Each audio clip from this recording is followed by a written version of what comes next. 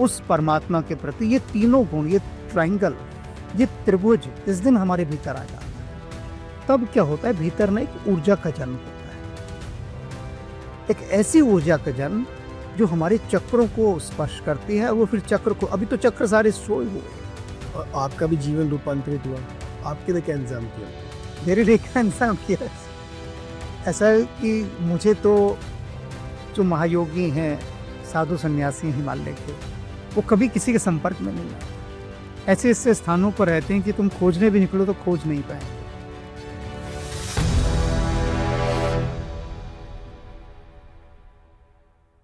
जैसे हम सभी के अलग अलग रोल हैं जीवन में।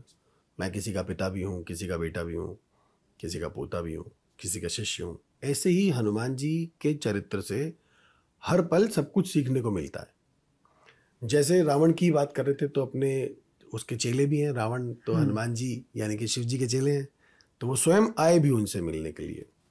ऐसे ही अगर हम और आगे जाएं, तो जब अभी आपने बात करी, आपने कहा कि जब हनुमान जी सारा काम करके आ गए, तो जब पूछा राम जी ने, तो हनुमान जी से पूछा क्या चाहिए, तो वो रोने लग गए। उन्होंने कहा कि सब कुछ तो राम के नाम की वजह से हुआ है। लेकिन ये समर्पण का भाव कैसे जागेगा? क्या इसकी कोई विधि है, कोई तरीका है कि सुबह इतने बजे उठो, ये काम करो, ऐसे करो? कोई नियम है या बिना किसी नियम के हो जाता है? दो स्थितियां हैं। एक, कुछ लोग कहते हैं कोई नियम की आवश्यकता नहीं है, कुछ नहीं है, ये सब एक नियम की बात करते हैं। इसको एक उदाहरण से समझो। सर्वप्रथम होता है साधक। साधक के लिए नियम चाहिए होते हैं। उदाहरण के द्वारा समझाता हूँ, वैसे बात समझ में नहीं आएगी जी। विद्यालय जाते हो तो विद्यालय में गणवेश यानी यूनिफॉर्म पहननी होती है। स्कूल जाते हो, स्कूल की यूनिफॉर्म में जाते हो ना जी। और समय से पहुंचते हो। सुबह प्रार्थना भी होती है, सब कुछ होता है। उसके बाद विद्यालय शुरू होता है, राष्ट्रीय गान होता है, ये साधनाएं हैं, अनुशासन है ना, एक प्रॉपर डिसिप्लिन। फिर व्यक्ति कॉलेज में जाता है, सबसे पहले तो अपनी यूनिफॉर्म फेंकता है और कहता है मुझे कोई अनुशासन नहीं चाहिए। कॉलेज और विद्यालय दोनों के विद्यार्थी के जीवन में जमीन आसमान का फर्क है। क्योंकि कॉलेज में कोई प्रार्थना सभा नहीं होती। कभी ऐसा नहीं होता कि अध्यापक प्रधानाचार्य आके वहाँ संबोधित कर रहे हों। राष्ट्रीय गान का तो मतलब ही नहीं, कॉलेज में कोई लेना देना नहीं राष्ट्रीय गान से। यानी जो प्रार्थना सभा है, जैसे ही हम एक कदम आगे बढ़े, सबसे पहले क्या करते हैं, प्रार्थना छोड़ दो, पहला काम यही होता है ना। हाँ जी। लेकिन विद्यार्थी जीवन में तो ऐसी जो साधक का जीवन है, पहले तो साधक का जीवन, साधक के बाद सिद्ध आता है। रामकृष्ण परमहंस सिद्ध थे, वो काली की पूजा कर रहे थे, हार चढ़ा रहे हैं, धूप चढ़ा रहे हैं। तो विवेकानंद कहते हैं कि आपको तो माँ के दर्शन हो गए, तो फिर ये सब काम क्यों कर रहे हैं आप? तो वो कहते लोक शिक्षा के लिए। मेरे भीतर जो घटा वो संसार तो नहीं देख पाएगा ना जान पाएगा कि मैं किस स्थिति में हूँ, कि मैं माँ से तो सम्मुख संवाद करता हूँ, मुझे इनकी बिल्कुल आवश्यकता नहीं है ये सब करने की। लेकिन पहले भी तो मैं ये सब करता था, आरंभिक काल में नियमित करता था, जब तक माँ से साक्षात्कार नहीं हुआ था।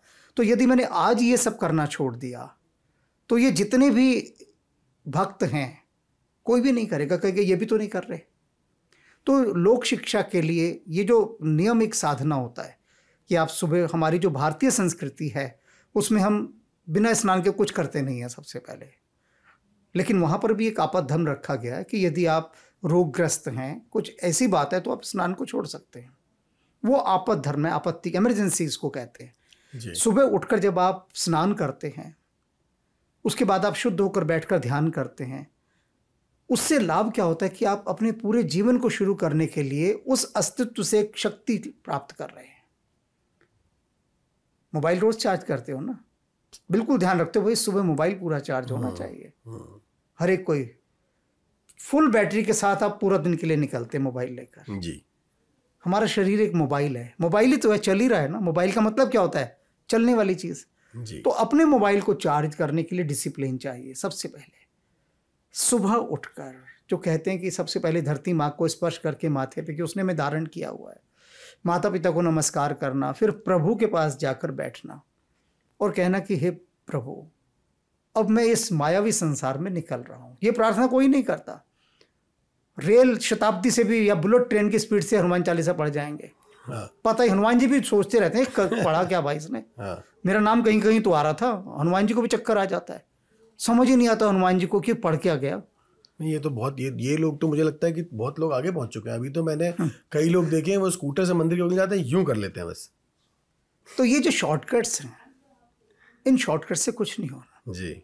आप बैठे और हृदय से प्रार्थना होनी चाहिए कि हे प्रभु, आज हम इस मायावी संसार में निकल रहे हैं और माया के आगे हमारा बस नहीं चलने वाला, हम है ही क्या। तो आप इस माया से हमारी रक्षा करना,